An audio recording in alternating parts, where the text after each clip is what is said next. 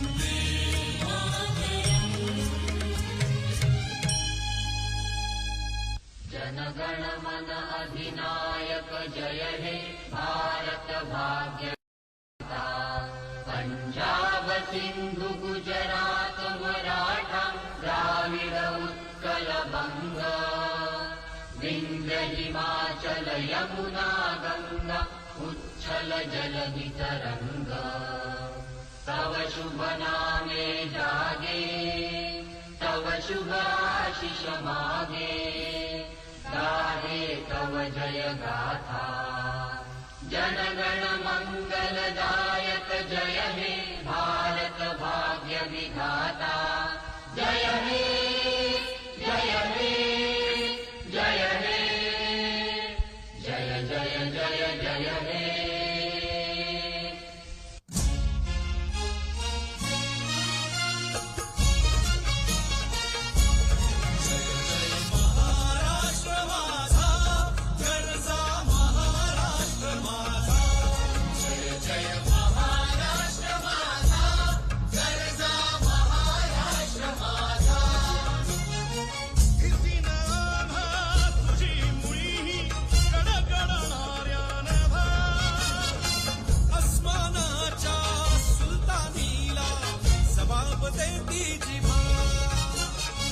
सह्याद्रीचा सिंह गर्जतो शिवशंभू राजा दरी दरीतून नाद गुंजला महाराष्ट्र माझा जय महाराष्ट्र माझा गर्जा महाराष्ट्र माझा काळ्या छातीवरी कोरली अभिमानाची लेणी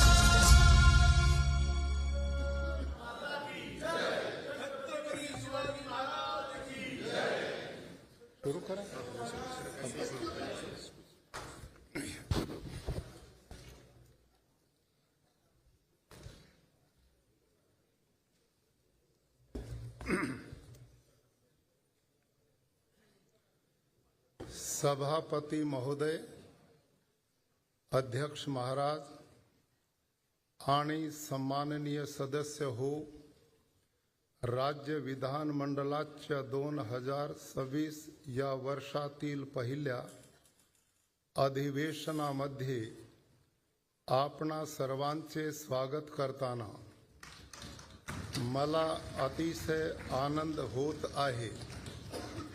माझे शासन राज्यातील जनतेची सेवा करताना राजमाता जिजाऊ, छत्रपती शिवाजी महाराज, भारत रत्न डॉक्टर बाबासाहेब आंबेडकर, भगवान बिरसा मुंडा, महात्मा ज्योतिबा फुले, क्रांति ज्योति सावित्रीबाई फुले, पुण्यश्लोक अहिल्या देवी होळकर, राजऋषी छत्रपती शाहू महाराज आणि इतर अनेक महान नेते व समाज सुधारक यांच्या उच्च आदर्शांचे सदैव पालन करील। मेरी सरकार महाराष्ट्र कर्नाटक सीमा विवाद को सुलझाने के लिए वचनबद्ध है। इस विवाद को सुलझाने के लिए सम्माननीय उच्चतम न्यायालय में महाराष्ट्र का प्रतिनिधित्व करने के लिए विख्यात अधिवक्ताओं की नियुक्ति की गई है। मेरी सरकार सीमावर्ती क्षेत्रों में रहने वाले मराठी भाषी लोगों के शैक्षणिक, स्वास्थ्य देखभाल और अन्य विभिन्न कल्याणकारी योजनाओं को लागू कर रही है।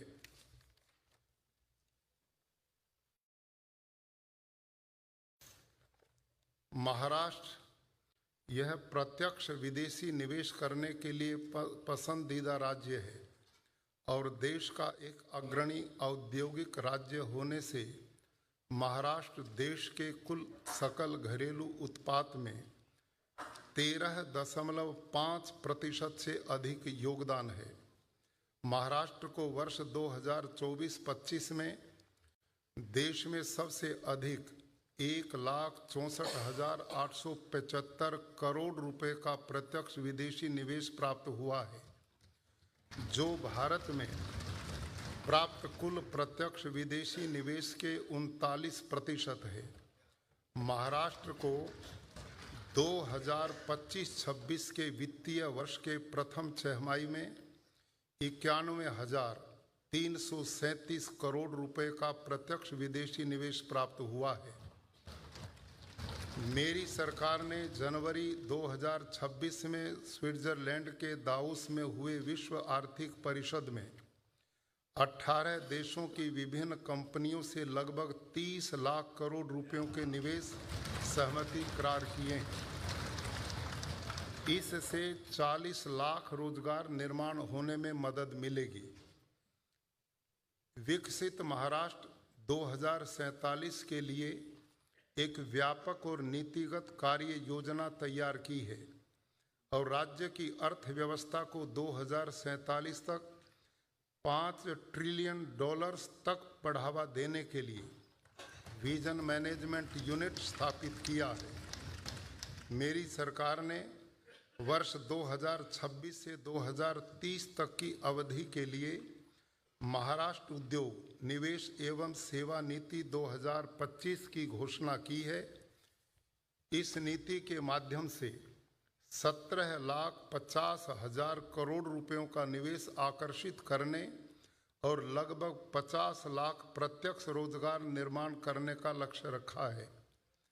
इस प्रकार राज्य में विभिन्न उद्योगों को बढ़ावा देने और रोजगार निर्माण के लिए बांस उद्योग नीति 2025, रत्न और आभूषण नीति 2025, animation, visual effects, gaming, comics और एक्सटेंडेड रियलिटी नीति 2025 और वैश्विक सामर्थ्यता केंद्र नीति 2025 की घोषणा की है। मेरी सरकार गढ़चिरौली जिले को स्टील हब और पूर्वी विदर्भ को स्टील कॉरिडोर के रूप में विकसित कर रही है। महाराष्ट्र औद्योगिक विकास निगम के माध्यम से भूखंडों का पारदर्शी आवंटन करने के लिए MIDC industrial land application and allotment portal नामक एक नीतिगत उपक्रम शुरू किया गया है।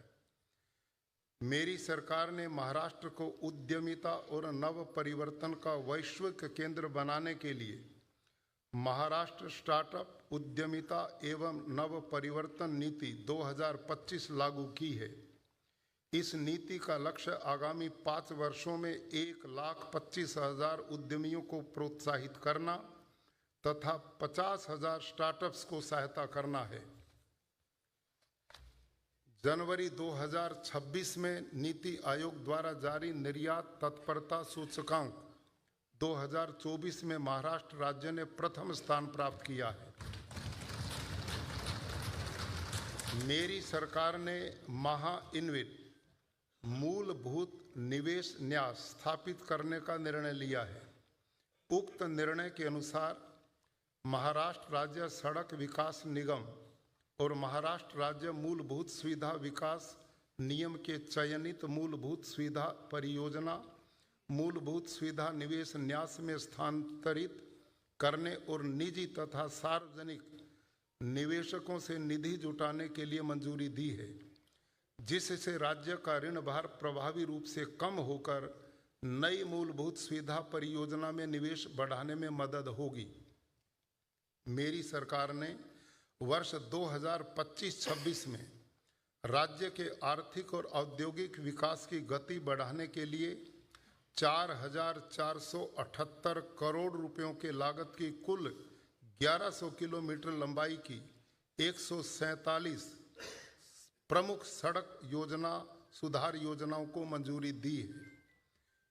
औद्योगिक विकास को बढ़ावा देने के लिए समृद्धि महामार्ग का विस्तार पालघर जिले के प्रस्तावित वाड़वन बंदर तक, साथ ही पूर्वी विदर्भ के जिलों तक बढ़ाने के लिए मंजूरी दी है। मेरी सरकार ने बंदरों, जहाज निर्माण और जल मार्ग मंत्रालय, भारत सरकार द्वारा मुंबई में अक्टूबर 2025 में आयोजित किए गए इंडिया मैरीटाइम वीक 2025 के दौरान लगभग 56,000 करोड़ रुपयों के समझौते करार किए हैं। इससे बंदरगाह विकास और जहाज निर्माण क्षेत्र में निवेश और रोजगार निर्माण को बढ़ावा मिलेगा और भारत की समुद्री क्षेत्र की वृद्धि में महाराष्ट्र की अग्रणी भूमिका और अधिक दृढ़ होगी। महाराष्ट्र जहाज निर्माण, जहाज मरम्मत और जहाज पुनर्उपयोग नीति 2025 की घोषणा की है। इस नीति का उद्देश्य राज्य के समुद्री तट रेखा पर इन क्षेत्रों में परियोजनाओं की स्थापना को बढ़ावा देना है। मेरी सरकार ने जीवन यापन में सुगमता और व्यापार में सुगमता की वृद्धि के लिए स्वतंत्रता पूर्व काल के अनावश्यक कानूनों को निरस्त करने और छोटे स्वरूप में अपराधों के लिए दंडात्मक प्रावधानों का अपराध मुक्तिकरण तथा उन प्रावधानों को तर्क संगत बनाने की प्रक्रिया शुरू की है। यह उपक्रम नागरिकों और व्यवसायों पर अनुपालन बोझ को कम करने के भारत सरकार के सुधारों के अनुरूप है। एक प्राथमिक कदम के रूप में महाराष्ट्र जन विश्वास अधिनियम 2025 को अधिनियमित किया गया है। मेरी सरकार ने महाराष्ट्र धारित भूमि के विखंडन की रोकथाम और समेकन अधिनियम में संशोधन किया है।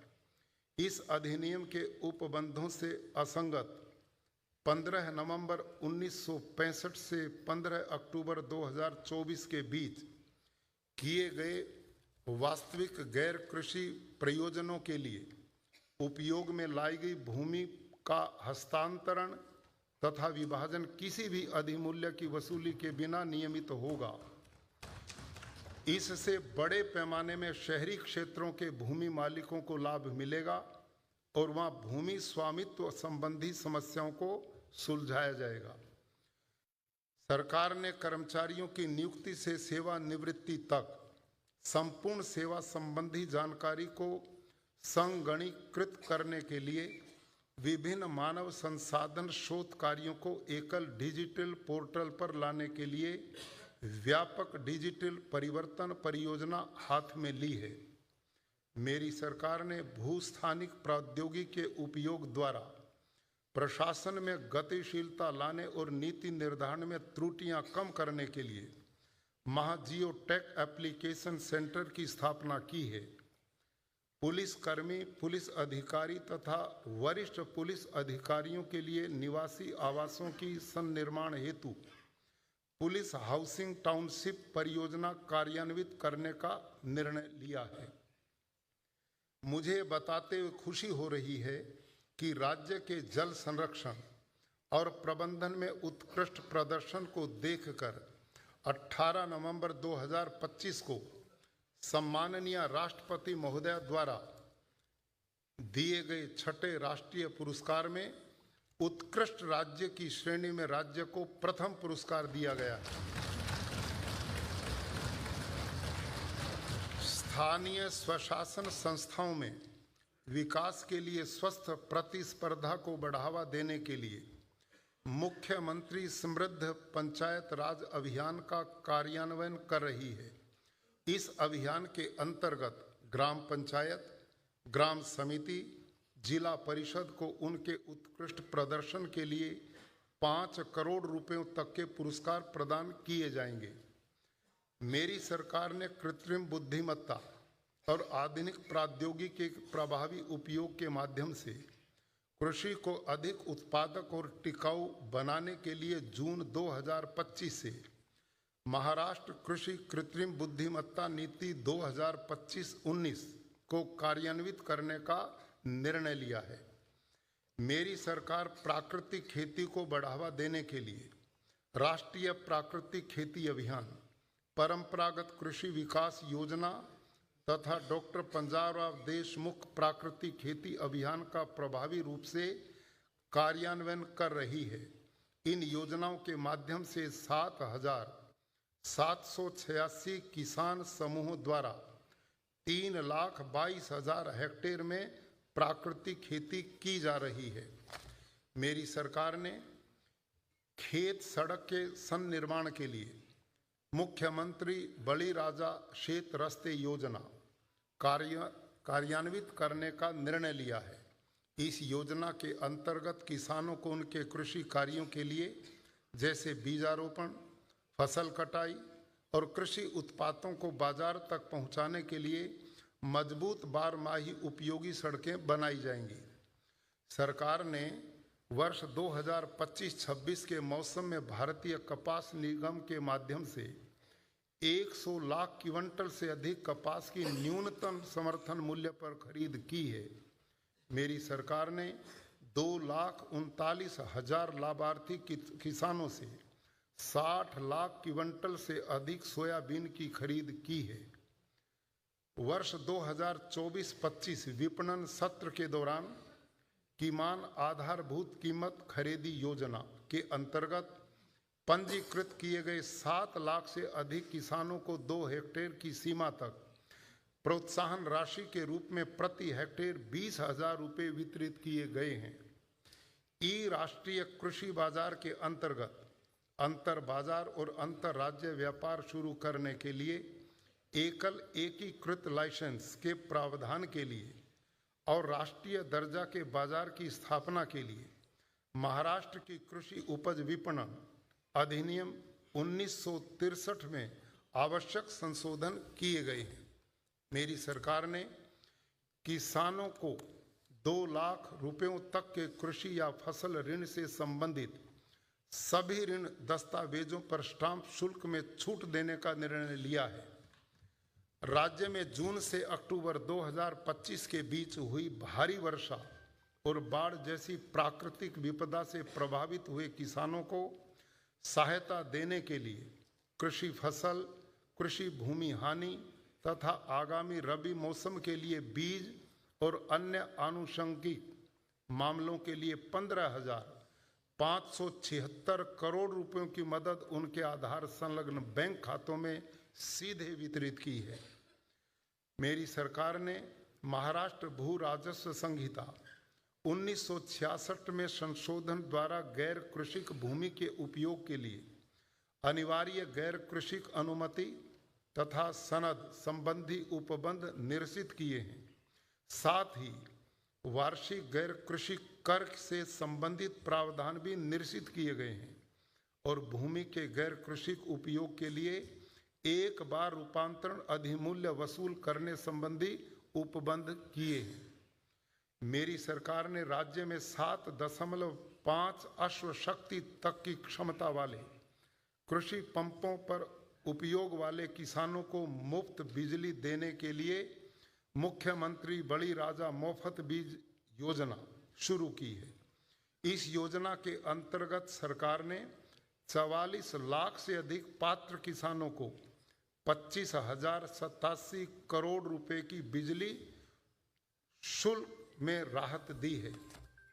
मेरी सरकार ने राज्य में प्रधानमंत्री कुसुम बी और मागेल त्याला सौर पंप योजना के अंतर्गत 6,63,324 सौर कृषि पंप बिठाए हैं। 27 अक्टूबर 2025 से 25 नवंबर 2025 के बीच 45,911 सौर पंप बैठाए गए हैं, जिससे गिनीज वर्ल्ड रिकॉर्ड स्थापित हुआ है।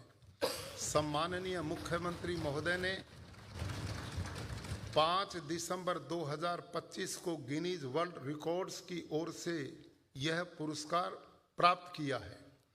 मेरी सरकार ने सरकारी और निजी भूमि पर सौर ऊर्जा परियोजनाओं के कार्यान्वयन के लिए भूमि के पट्टा करारों पर स्टाम्प शुल्क और पंजीकरण फीस में छूट दी है।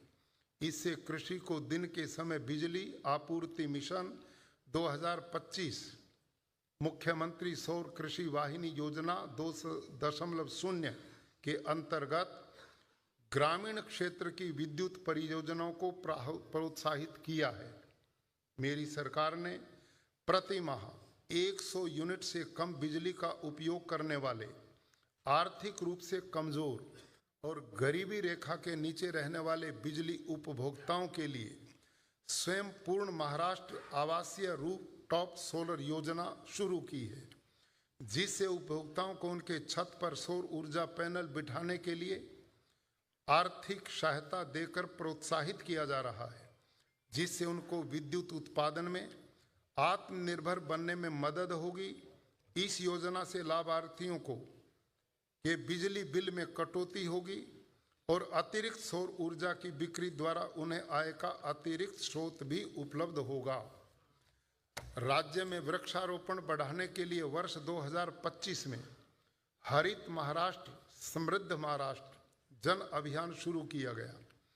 इस अभियान के अंतर्गत राज्य में 10 करोड़ वृक्षारोपण करने का लक्ष्य रखा है। तदनुसार इस अभियान के अंतर्गत अब तक लगभग 9 करोड़ 88 लाख वृक्षारोपण किया जा चुका है। सरकार ने उमेद मिशन के अंतर्गत राज्य में 6,60,000 महिला स्वयं सहायता समूहों की सहायता की है तथा 64 लाख से अधिक परिवारों को 44,251 करोड़ रुपए का बैंक ऋण उपलब्ध करवाया है, जिससे 26,19,000 लखपति दीदियां हुई हैं। स्वयं सहायता समूह के उत्पादों के लिए सुनिश्चित बाजार उपलब्ध करने हेतु सभी जिलों में उमेद माल स्थापित किए जाएंगे। प्रथम चरण में 13 जिलों के लिए उमेद मॉल्स को मंजूरी दी गई है। मेरी सरकार ने आदिवासी महिलाओं को सशक्त करने के लिए रानी दुर्गावती महिला सक्षमीकरण योजना शुरू करने का निर्णय लिया है। इस योजना से आदिवासी महिलाओं को सरकार की विभिन्न योजनाओं में आवश्यक लाभार्थी हिस्सा अदा करने में मदद होगी। मेरी सरकार ने भगवान बिरसा मुंडा की 125वीं जयंती के उपलक्ष्य में 50वीं जयंती के उपलक्ष्य में जनजातीय गौरव दिन मनाने हेतु संपूर्ण राज्य में विभिन्न कार्यक्रमों का आयोजन किया था। साथ ही राज्य सरकार द्वारा 15 नवंबर से 17 नवंबर 2025 तक नागपुर में एक उच्च स्तरीय कार्यक्रम का आयोजन भी किया था। मेरी सरकार महाराष्ट्र में अन्य पिछड़ा वर्ग, खाना बदोश जनजातियों तथा विशेष पिछड़े प्रवर्गों के छात्रों को कौशल विकास प्रशिक्षण दे रही है। इस प्रशिक्षण कार्यक्रम के अंतर्गत अब तक 71,000 से अधिक उम्मीदवारों को प्रशिक्षित किया गया है और 18,000 से अधिक उम्मीदवारों को रोजगार प्राप्त हुआ है तथा 21,000 से अधिक उम्मीदवारों ने अपना स्वयं का व्यवसाय शुरू किया है। मेरी सरकार ने राज्य में दिव्यांग व्यक्तियों के प्रति भेदभाव को समाप्त करने तथा उनकी सामाजिक समावेशिता को बढ़ावा देने के लिए दिव्यांग एवं अदिव्यांग व्यक्तियों के विवाह के लिए प्रति दंपति 1,50,000 रुपयों तथा 2 दिव्यांग व्यक्तियों के विवाह के लिए प्रति दंपति 2,50,000 रुपयों की आर्थिक सहायता देने का निर्णय लिया है। राज्य स्वास्थ्य गारंटी सोसाइटी से निर्मित आरक्षित निधि योजना के अंतर्गत अंग प्रत्यारोपण शस्त्रक्रिया करने के लिए प्राधिकृत सरकारी और निजी अस्पतालों में 5 लाख रुपयों से अधिक लागत की 9 प्रकार की दुर्लभ अंग प्रत्यारोपण शस्त्रक्रियाओं का उपचार मुफ्त में करने का निर्णय लिया है।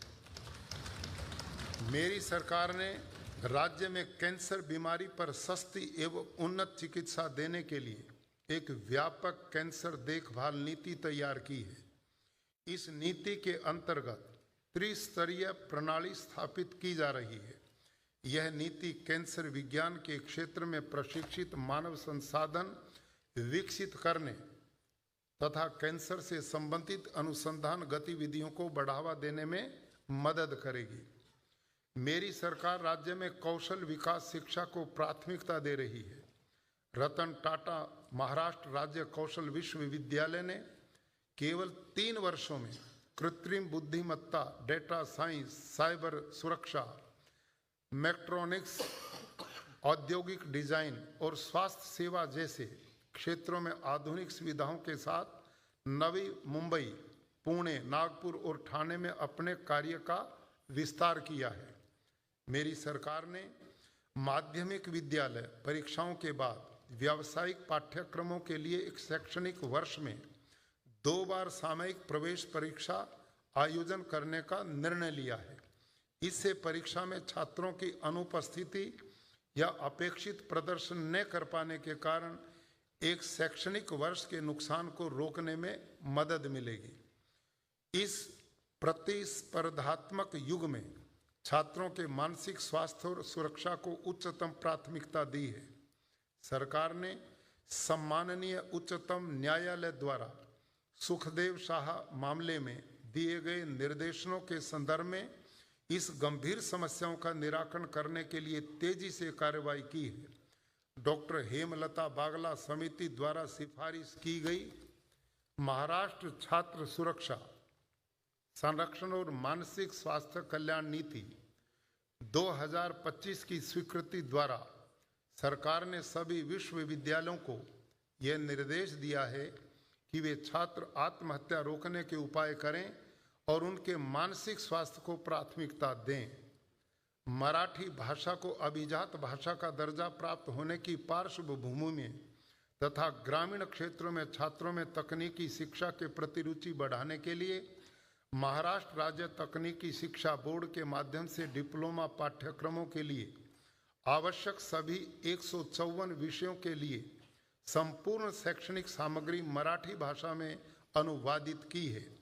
अब राज्य में 192 संस्थानों द्वारा मराठी और अंग्रेजी में शिक्षा दी जा रही है। ऐसी संस्थाओं में मराठी भाषा में अध्ययन करने वाले छात्रों की संख्या 45,444 है, अर्थात कुल प्रवेशी छात्र 1,07,910 के लगभग 42% है। अष्टविनायक गणपति मंदिरों, श्री क्षेत्र तुलजा भवानी देवी मंदिर, श्री क्षेत्र ज्योतिबा मंदिर, जिला अहिल्यानगर के मौजे चौड़ी स्थित पुण्य श्लोक अहिल्या देवी होलकर स्मारक स्थल, जिला नासिक के श्री क्षेत्र त्र्यंबकेश्वर, कोल्हापुर शहर स्थित श्री करवीर निवासिनी महालक्ष्मी अंबाबाई देवस्थान परिसर तथा क्षेत्र भीमा शंकर के विकास योजनाओं के लिए लगभग 3,661 करोड़ रुपयों की प्रशासनिक मंजूरी दी है। मेरी सरकार ने सिंहस्थ कुंभ मेला 2027-28 के सुचारू एवं सुव्यवस्थित आयोजन करने के लिए अधिनियम की अधिनियमिति द्वारा एक कुंभ मेला प्राधिकरण की स्थापना की है। यह प्राधिकरण यात्रियों के लिए परिवहन, स्वास्थ्य सेवा, जल आपूर्ति और सुरक्षा जैसी महत्वपूर्ण सेवाओं का आयोजन और प्रबंधन करेगा। मुझे बताते हुए खुशी हो रही है कि 77वें गणतंत्र दिवस के अवसर पर नई दिल्ली में कर्तव्य पथ पर हुए परेड में महाराष्ट्र के गणेशोत्सव आत्मनिर्भर भारत का प्रतीक इस चित्ररथ ने प्रथम पुरस्कार प्राप्त किया। मुझे आपको ये बताते हुए भी प्रसन्नता है कि छत्रपति शिवाजी महाराज के युग के मराठा लश्कर की वास्तुकला की उत्कृष्टता को मान्यता देते हुए महाराष्ट्र राज्य के राजगढ़, रायगढ़, प्रतापगढ़, सालेर, लोहगढ़, शिवनेरी, पन्हाला, खांदेरी, सुवर्णदुर्ग, सिंधुदुर्ग और विजयदुर्ग तथा तमिलनाडु का जिंजी किला ऐसे कुल 12 किलों को यूनेस्को के वैश्विक विरासत सूची में शामिल किया गया है। मेरी सरकार ने राज्य में किला पर्यटन को बढ़ावा देने के लिए राज्य के 75 स्थानों पर आधुनिक सुविधाओं से सुसज्जित नमो पर्यटन सूचना एवं सुविधा केंद्र स्थापित करने का निर्णय लिया है। पुण्य श्लोक अहिल्या देवी होलकर की 300वीं जयंती के उपलक्ष्य में उनके जीवन पर आधारित मराठी तथा अन्य भाषाओं में एक फीचर फिल्म निर्माण का निर्णय लिया है। मेरी सरकार ने वर्ष 2025 में श्री गुरु तेग बहादुर साहिब जी के 350वें शहादत दिवस की स्मृति में नागपुर और नांदेड़ में विभिन्न कार्यक्रमों का आयोजन किया है। इन उपक्रमों का उद्देश्य उनके गौरवशाली इतिहास को सभी तक पहुंचाना तथा उनके उपदेशों और सर्वोच्च बलिदान को सम्मान देना है। महाराष्ट्र राज्य सांस्कृतिक नीति 2024 का कार्यान्वयन करने की दृष्टि में मेरी सरकार ने महाराष्ट्र के सभी 36 जिलों में जिला साहित्य सम्मेलन आयोजित करने हेतु प्रति जिले 5 लाख रुपयों का अनुदान प्रति वर्ष मंजूर करने का निर्णय लिया है।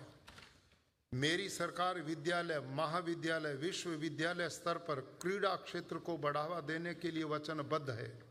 मेरी सरकार ने शतरंज की विश्व चैंपियन एवं ग्रैंड मास्टर कुमारी दिव्या देशमुख, साथ ही भारतीय महिला क्रिकेट टीम की खिलाड़ियां कुमारी स्मृति मंधाना, जेमिमा रॉड्रिक्स और राधा यादव को और मुख्य कोच अमोल मजूमदार को ऐतिहासिक विश्व कप जीत के लिए नकद राशि देकर सम्मानित किया गया है। मेरी सरकार ने पहला T20 दृष्टिहीन महिला विश्व कप जीतने की ऐतिहासिक उपलब्धि पर भारतीय दृष्टिहीन महिला क्रिकेट टीम तथा उसमें से महाराष्ट्र की हिंगोली जिले की खिलाड़ी कुमारी गंगा कदम को सम्मानित किया है। मेरी सरकार समाज के सभी वर्गों को साथ लेकर एक समावेशी, प्रगतिशील एवं विकसित महाराष्ट्र के निर्माण के लिए कार्य कर रही है। सम्माननीय सदस्यों, इस सत्र में नए वित्तीय वर्ष के लिए बजट प्रस्तावों, विनियोग विधेयक और अन्य विधि विधान आपके विचारार्थ रखे जाएंगे। मुझे विश्वास है कि महाराष्ट्र को अधिक समृद्धि की ओर ले जाने के लिए सभी माननीय सदस्य कामकाज में भाग लेंगे और इन प्रस्तावों पर अपने उचित विचार विमर्शों को प्रदर्शित करेंगे। मैं फिर से एक बार आप सभी को मेरी हार्दिक शुभकामनाएं देता हूं। जय हिंद, जय महाराष्ट्र, जय भारत। धन्यवाद, प्रणाम।